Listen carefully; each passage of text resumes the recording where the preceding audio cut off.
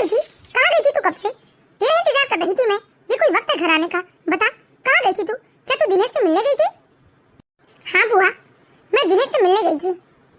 अरे पागल हो गई है क्या तू? तुझसे मैं कितनी बार कहती हूँ कि इस तरह बार बार दिनेश से तेरा मिलना जुलना ठीक नहीं है। तुझे समझ में क्यों नहीं आता? बुआ, बुआ मेरे कान छोड़ो, दर्द हो रहा है मुझे। बुआ, बुआ प्लीज मेरे कान छोड़ो। अरे राधा, तुझे कुछ समझ में क्यों नहीं आता?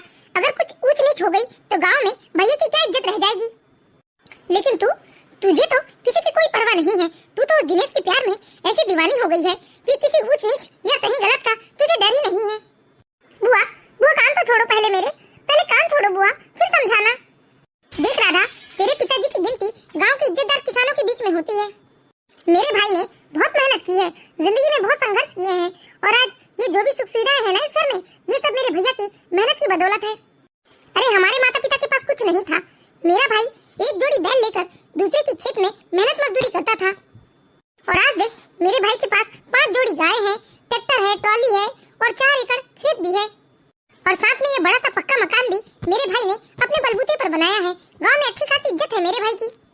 लेकिन बुआ, मेरी और दिनेश की शादी तो बचपन में ही हो गई है ना, फिर एक दूसरे से मिलने में हर्ज क्या है? आप लोगों ने तो 10वीं कक्षा के बाद ही मेरी पढ़ाई छुड़वा दी क्योंकि गांव में 11वीं 12वीं की कक्षाएं नहीं थी। लेकिन दिनेश को देखो, वह शहर के कितने बड़े कॉलेज में पढ़ाई कर रहा है। हाँ, दिनेश के दादा और तुम्हारे दादा की इच्छा थी आखिरी कि तुम दोनों की शादी उनकी आंखों के आगे हो जाए, इसलिए मजबूरी में हम लोगों को उस समय तुम्हारी शादी करनी पड़ी थी। लेकिन अभी तुम्हारा गौना नहीं हुआ है, इसीलिए राधा तुम्हारा इस तरह बार बार दिनेश से मिलना ठीक नहीं है। और ये कोई वक्त है क्या मिलने का? आधी रात को क्यों गई थी तुम दिनेश के पास? बुआ, दिनेश ने मुझे बुलाया था, वह 4 दिनों की छुट्टी में गांव आया है तो मुझसे मिलना चाहता था, बस इसीलिए मैं उससे मिलने गई थी। अरे कलमुही, तुझे रात को जाने की क्या जरूरत थी? तेरी बुआ ठीक ही तो कह रही है, कहीं कुछ ऊंच नीच हो गया तो तेरे पिताजी किसी को मुंह दिखाने के काबिल नहीं रहेंगे। माँ, बुआ, आप लोग इस तरह से मुझे क्यों डांट रहे हो? मैं किसी अनजान लड़के से मिलने नहीं गई थी। दिनेश और मेरी तो शादी हो चुकी है ना। अरे तुझे समझ में क्यों नहीं आता? लेकिन अभी तुम्हारा गौना विदाई नहीं हुआ है। गोमती, क्या हुआ? इतनी रात गए, किस बात का शोर शराबा मचा कर रखा है तुम लोगों ने? अरे कुछ नहीं भैया, ये राधा के पलंग में एक चूहिया चढ़ गई थी, जिस वजह से राधा डर कर चीख रही थी। तो मैं दौड़कर राधा के कमरे में आई तो भाभी ने भी मेरी आवाज सुनी और वह भी राधा के कमरे में चली आई। अच्छा ठीक है, चूहा तो चला गया ना। और राधा बिटिया, अब तो तुम्हें डर नहीं लग रहा है ना? नहीं पिताजी, नहीं लग रहा है मुझे डर। जाओ भाभी, जाकर आराम करो। देख राधा, मैंने तो तुझे आज बचा लिया, लेकिन याद रख दिनेश गांव का सीधा साधा लड़का नहीं रहा। वह शहर में जाकर हॉस्टल में रहकर बहुत ही चालाक हो गया है। तू भोली भाली सीधी सादी गांव की लड़की है, ना जाने दिनेश कब तेरा कैसा फायदा उठा ले। इसलिए देख, मेरी बात मान बेटा, बस 1 ही साल की तो बात है, 1 साल बाद तो वैसे ही तेरा गौना हो जाएगा। इसलिए तू आज के बाद दिनेश से मिलना छोड़ दे। ये है दीनानाथ का परिवार। दीनानाथ के परिवार में दीनानाथ की पत्नी, उनकी एक शादीशुदा बहन और एक बेटी रहती है। दीनानाथ की बेटी राधा बहुत ही खूबसूरत है। उसे देखने से मालूम चलता है कि ऊपर वाले ने बड़ी फुर्सत से उसे बनाया है। चमकता हुआ बेदाग चेहरा, दूध और गुलाब की पंखुड़ी जैसे गुलाबी गालों का रंग, बड़ी बड़ी कजरारी झील सी आंखें, तोते सी नाक, गुलाबी होंठ, कमर तक लहराते काले घने रेशमी बाल, दूध से चमकते चेहरे पर एक काली कलर की बिंदी। वह बिंदी को देखकर ऐसा लगता है मानो जैसे किसी ने चांद पर काली की बिंदी लगा दी हो। जब राधा 13 साल की थी तभी राधा की शादी दिनेश के साथ कर दी गई थी। वह भी राधा के दादा बीमार थे और उधर दिनेश के दादाजी भी आखिरी सांस गिन रहे थे। उन दोनों की इच्छा थी कि अपने पोता पोतियों के विवाह अपनी आंखों के सामने देखे। इसी के चलते राधा और दिनेश की शादी हो गई। राधा तो गांव में ही रह गई, लेकिन दिनेश उच्च शिक्षा के लिए शहर चला गया।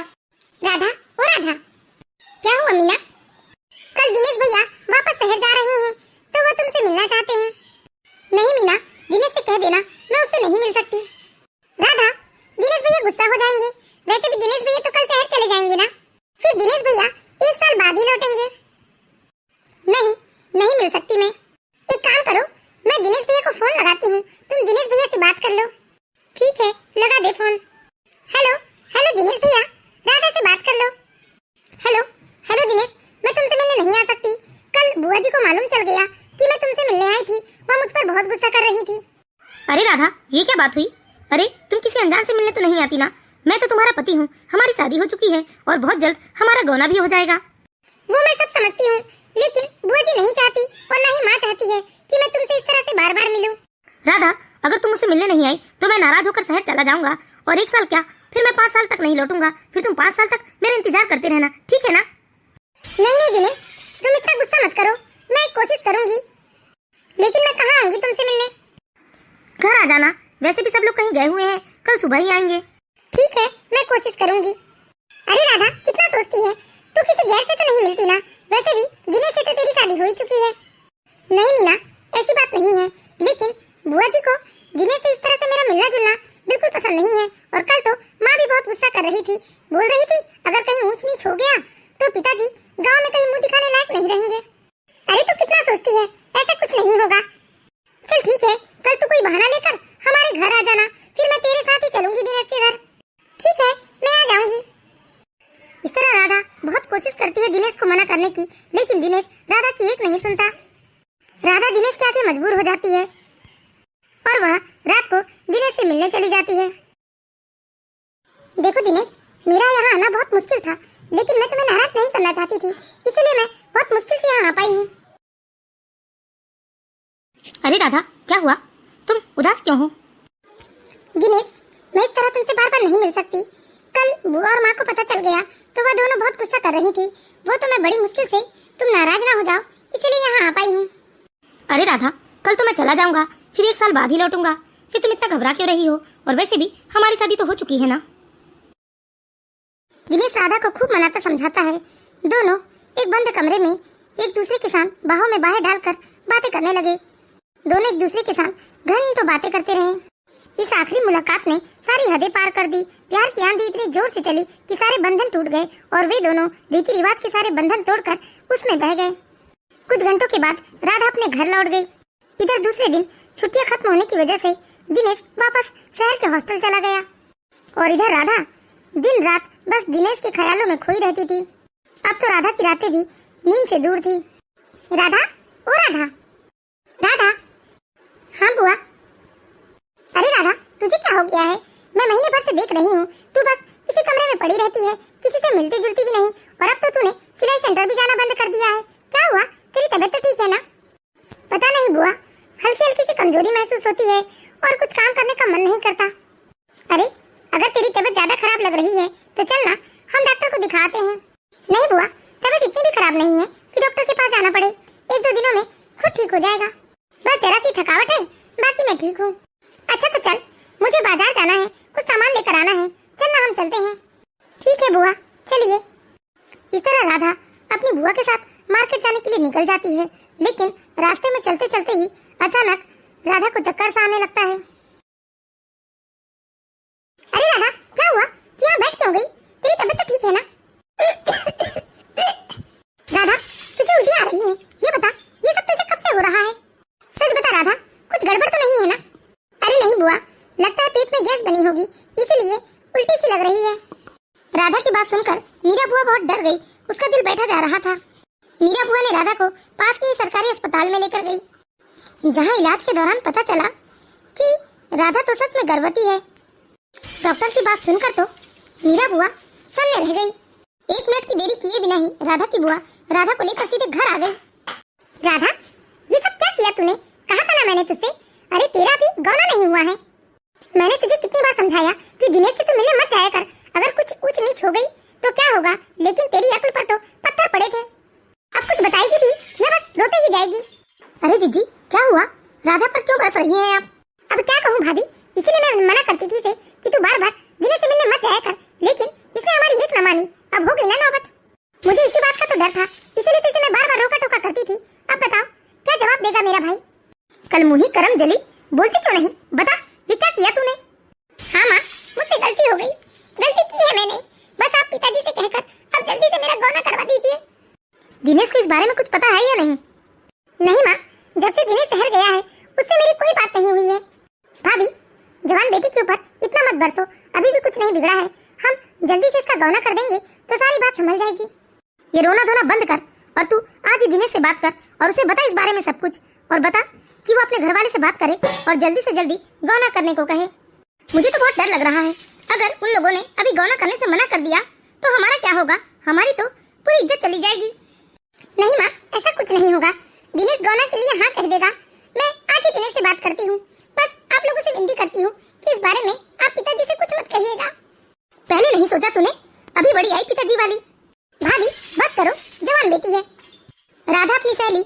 घर जाती है और वह वहाँ दिनेश से फोन में बात करती है। हेलो दिनेश, दिनेश मैं तुम्हारे बच्चे की माँ बनने वाली हूँ। तुम अपने घर में बात करो और जल्दी से जल्दी गौना करने को कहो। क्या राधा, ये क्या बेवकूफों वाली हरकत की तुमने? अभी तो मैं पढ़ रहा हूँ और इतनी जल्दी बच्चा नहीं चाहिए मुझे।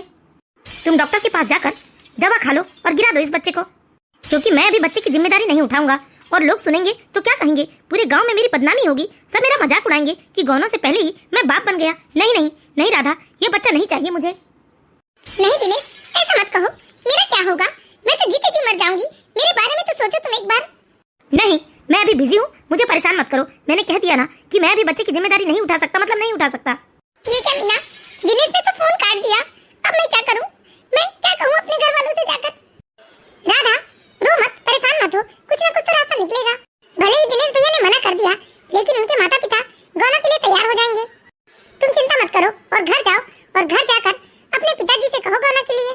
बेचारी राधा का तो रो रो के बुरा हाल हो गया था।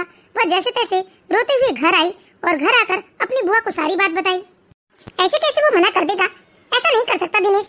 बुआ, उसने साफ साफ मना कर दिया, कहता है कि वो भी बच्चे की जिम्मेदारी नहीं उठा सकता। मैं क्या करूं बुआ, मुझे कुछ समझ में नहीं आ रहा है। देखती, चिंता मत कर, मैं आज ही भैया से बात करती हूँ। भैया दिनेश के घर में जाकर गौनों की बात छेड़ेंगे। हाँ बुआ, ऐसा ही कुछ कीजिए। राधा की बुआ ने राधा को दिलासा दिया और वह दूसरे दिन अपने भाई से गौनों के विषय में बात करने लगी। भैया, दिनेश और राधा की शादी को काफी समय हो गया है। मैं तो कहती हूँ कि हम जल्दी से गौना निपटा देते हैं। हाँ जी, राधा बिटिया राजी खुशी से अपने ससुराल में रहे। उन लोगों से कल ही जाकर बात कीजिए आप। हाँ सुमित्रा, मैं भी यही सोच रहा था। अब हमारी बेटी काफी सियानी हो गई है और वो अपना ससुराल संभाल सकती है। ठीक है, मैं कल ही जाता हूँ। इधर राधा की बुआ ने अपने भाई से बात की और राधा के पिता भी गौनों के लिए तैयार हो गए और वह दूसरे दिन दिनेश के घर चले गए। इधर राधा, राधा की बुआ और राधा की माँ राधा के पिता के आने का बेसब्री से इंतजार कर रहे थे। राधा, अब क्यों रो रही है? भैया गए हैं ना दिनेश के घर बात करने। बुआ, मैंने आज फिर से दिनेश से बात की, लेकिन दिनेश ने आज फिर से वही बात की कि मैं दवा खा लूं और बच्चा गिरा दूं। अच्छा, मतलब माता पिता तैयार भी हो जाएंगे, तब भी वो गौना के लिए तैयार नहीं होगा। हाँ बुआ, मुझे भी ऐसा ही लग रहा है। तो राधा, तू क्या चाहती है, तू बता। बुआ, अब आप ही बताओ, अब मैं क्या करूं? मुझे तो कुछ समझ में नहीं आ रहा है। तू चिंता मत कर, भैया को एक बार आ जाने दे, फिर देखते हैं कि दिनेश के घर वालों ने क्या फैसला किया। उसके बाद ही हम कोई फैसला लेंगे। अगर एक बार गौना हो जाएगा ना बेटा, तो सब कुछ ठीक हो जाएगा। लेकिन दिनेश को इस तरह से मना नहीं करना चाहिए और दिनेश के घर वाले तो मना नहीं करेंगे। मुझे यकीन है वो गौना के लिए तैयार हो जाएंगे और गौना के बाद सब कुछ ठीक हो जाएगा। इसीलिए तो ये रोना धोना छोड़ बेटा। अपनी बुआ की बात सुनकर तो राधा को थोड़ी शांति मिली, लेकिन राधा अपने पिताजी के लौटने का बेसब्री से इंतजार कर रही थी। करीब 3 घंटे के बाद राधा के पिता घर वापस आते हैं। राधा, ये रोना धोना बंद कर, तेरे पिताजी आते ही होंगे। वो देख, तेरे पिताजी भी आ गए। भैया, क्या कहा दिनेश के घर वालों ने? वो गौना के लिए राजी तो हो गए ना?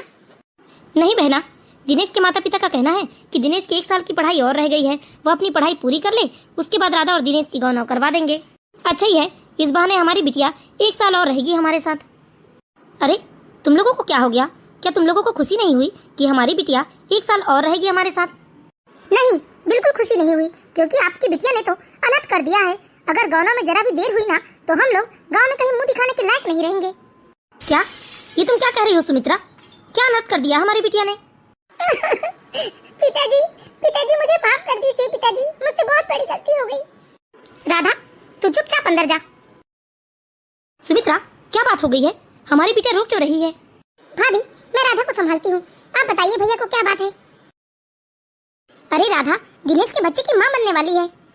सुमित्रा, ये क्या बोल रही हो तुम? हाँ जी, मैं बिल्कुल सच कह रही हूँ। इसीलिए तो हम लोग चाहते थे कि जल्दी से जल्दी गौना हो जाए, तो सारी बात वहीं के वहीं दब जाए। हे भगवान, ये क्या अनाथ कर दिया हमारी बिटिया ने? देखिए जी, रोने धोने से कुछ नहीं होने वाला है। अब हमारी बेटी ने गलती तो कर ही दी है, बस आप दिनेश के माता पिता को मना लीजिए जाकर। उन्हें बताइए कि सच्चाई क्या है, शायद वह सच्चाई जानने के बाद गौना के लिए तैयार हो जाए। ठीक है सुमित्रा, मैं कल फिर जाऊंगा दिनेश के घर और उन्हें सारी बात बता दूंगा। राधा के पिता को जब इस बात की जानकारी लगी तो वह बेचारे टूट से गए। सारी रात चिंता में वह आसमान को ताकते रहे, उन्हें नींद नहीं आई। वह तो बस सुबह होने का इंतजार कर रहे थे ताकि वह दिनेश के घर जाकर दिनेश के माता पिता को इस बात की जानकारी दे और गौना के लिए तैयार करा ले। दूसरे दिन सुबह होते ही दीनानाथ जी फिर से दिनेश के घर के लिए रवाना हो गए। भाभी, मुझे तो बहुत डर लग रहा है। क्या दिनेश के माता पिता राजी हो पाएंगे? हाँ दीदी, डर तो मुझे भी बहुत लग रहा है। इस राधा ने हमें कहीं मुंह दिखाने लायक नहीं छोड़ा। अगर उन लोगों ने गौना के लिए मना कर दिया तो क्या होगा हमारा? राधा, सच में तूने बहुत बड़ी गलती कर दी बेटा। तेरे पिता ने अपने बलबूते पर पूरे गांव में कितनी इज्जत बनाई है। अरे, इज्जतदार किसानों में तेरे पिता की गिनती होती है, लेकिन तेरी एक गलती की वजह से सब कुछ खत्म हो जाएगा। हाँ बुआ, मैं जानती हूँ मुझसे बहुत बड़ी गलती हो गई। राधा की बुआ और माँ राधा के पिता का बेसब्री से लौटने का इंतजार करने लगी। घबराहट की वजह से किसी ने घर में खाना तक नहीं खाया था। करीब 2 घंटे के बाद राधा के पिता दिनेश के घर से वापस लौटते हैं। क्या हुआ जी? क्या कहा उन्होंने?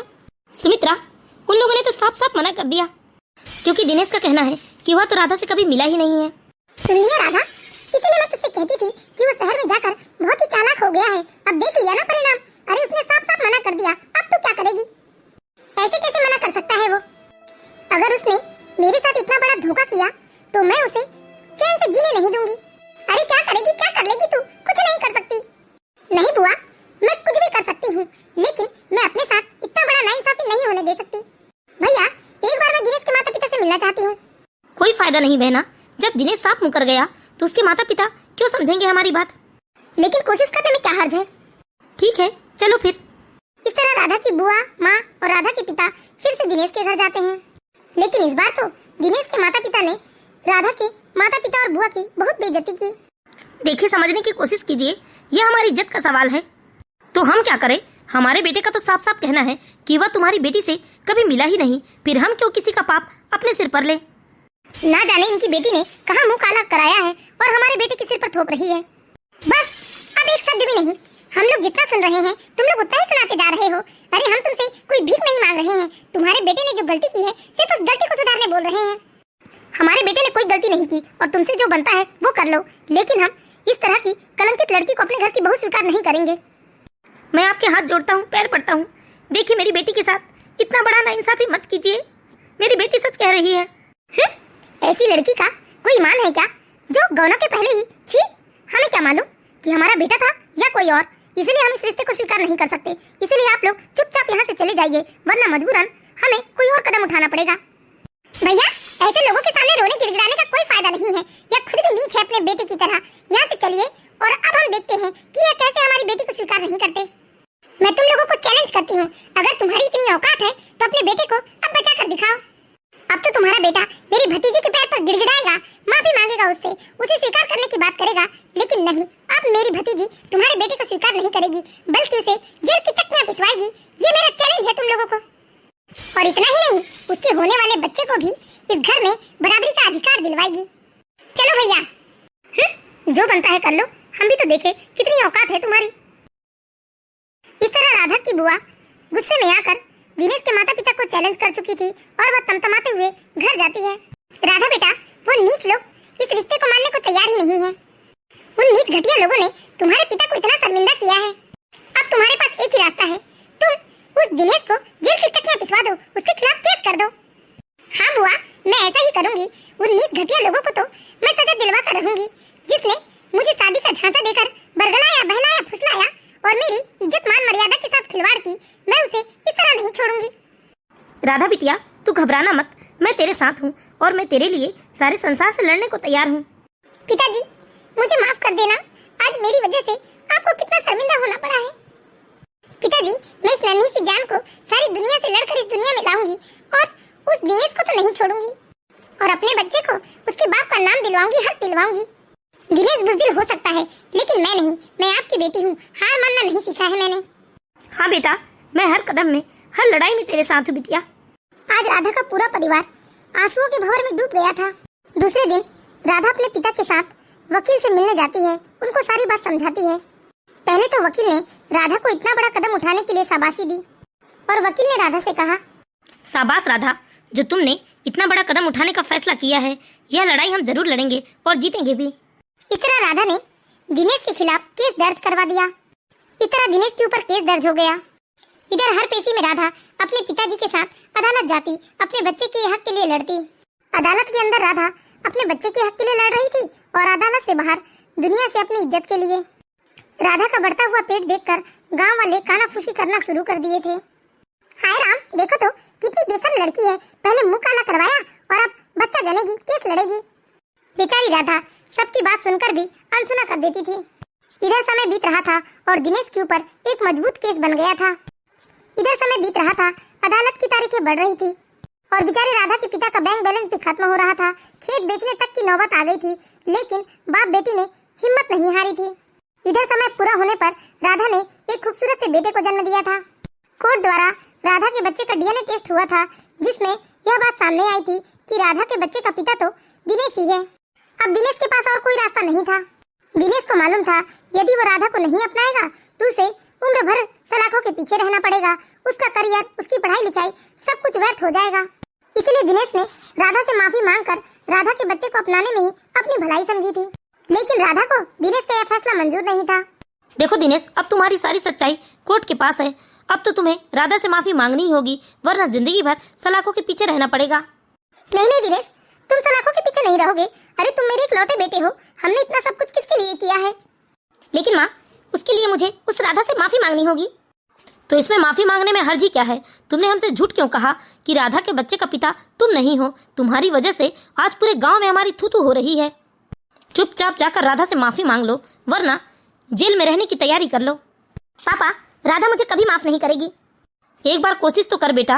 राधा अपने बच्चे के लिए मजबूर हो जाएगी और तुझे माफ जरूर कर देगी। ठीक है पापा, मैं एक कोशिश करूंगा। अब तो दिनेश के पास और कोई दूसरा रास्ता नहीं था और अब तो दिनेश के माता पिता भी चाहते थे कि दिनेश अपनी गलती स्वीकार कर राधा से माफी मांगकर उसे अपनी पत्नी स्वीकार कर ले। दिनेश दूसरे दिन राधा के घर जाता है राधा से माफी मांगने। राधा, मुझे माफ कर दो राधा, और अपने घर चलो। मुझसे बहुत बड़ी गलती हो गई। मैंने तुम्हारे साथ बहुत बुरा किया। तुम्हारी वजह से मेरे माता पिता को कितनी शर्मिंदगी उठानी पड़ी। अरे पूरे गांव वालों से न जाने कैसी कैसी बातें सुननी पड़ी और आज तुम ये सब मेरे लिए या मेरे बच्चे के लिए नहीं कर रहे हो, सिर्फ अपने बचाव के लिए करना चाहते हो। मैं तुम जैसे नीच, मक्कार, धोखेबाज और घटिया इंसान से कोई रिश्ता नहीं रखना चाहती। तुम्हें तो मैं कड़ी से कड़ी सजा दिलवाऊंगी, जेल की चक्कियां पिसवाऊंगी, तभी मेरे कलेजे को ठंडक लगेगी। नहीं बेटा, राधा गुस्सा थूक दो। अपने लिए ना सही, इस बच्चे के लिए सोचो। इस बच्चे को उसके बाप का नाम मिल जाएगा, उसका हक मिल जाएगा। तुम दिनेश को माफ कर दो बेटा और अपनी गृहस्थी बसा लो। नहीं पिताजी, मैं आपकी बेटी हूँ और मैं इतनी कमजोर नहीं हूँ कि अपने स्वार्थ के लिए ऐसे नीच घटिया इंसान को माफ करके मैं ऐसे व्यक्ति के साथ जिंदगी करूँ। और रही बात मेरे बच्चे को उसके अधिकार की, तो वह मैं कोर्ट से ले चुकी हूँ। मुझे इसके भविष्य की चिंता नहीं है। चाहे मैं इस घटिया इंसान के साथ रहूँ या न रहूँ, लेकिन मेरे बच्चे को उसके बाप का नाम तो मिल ही जाएगा। नहीं बेटा राधा, ऐसा मत कहो। देखो, हमारे लिए, हमारी इज्जत के लिए तुम दिनेश को माफ कर दो और उसे जेल जाने से बचा लो बेटा। हाँ राधा, अपने लिए ना सही, इस बच्चे के लिए एक बार तुम इसे माफ कर दो। हो सकता है यह सच में बदल जाएगा। नहीं बुआ, मैं किसी भी शर्त में इस घटिया इंसान को माफ नहीं करूंगी। इसकी वजह से मैंने अपने पिताजी को रात दिन रोते देखा है, सिर झुकाकर गांव में चलते देखा है। नहीं, मैं इसे तो कभी माफ नहीं करूंगी। दिनेश गिड़गिड़ाता रहा, लेकिन राधा ने दिनेश को माफ नहीं किया। राधा ने अपनी लड़ाई जारी रखी और आखिरकार राधा की जीत हुई। अदालत ने दिनेश को सजा सुनाई और उसे जेल भेज दिया। वहीं उसे और उसके बेटे को दिनेश की जायदाद में हिस्सेदारी भी दी गई। राधा ने हिम्मत दिखाकर अपना खोया हुआ मान सम्मान व अपने बेटे का हक सब कुछ वापस जीत लिया था। तो हम आशा करते हैं दोस्तों, आप लोगों को हमारी ये कहानी जरूर पसंद आई होगी। यदि कहानी अच्छी लगी हो तो प्लीज इस वीडियो को लाइक कीजिए और इसी तरह के मोरल स्टोरीज देखते रहने के लिए हमारे चैनल को सब्सक्राइब करें।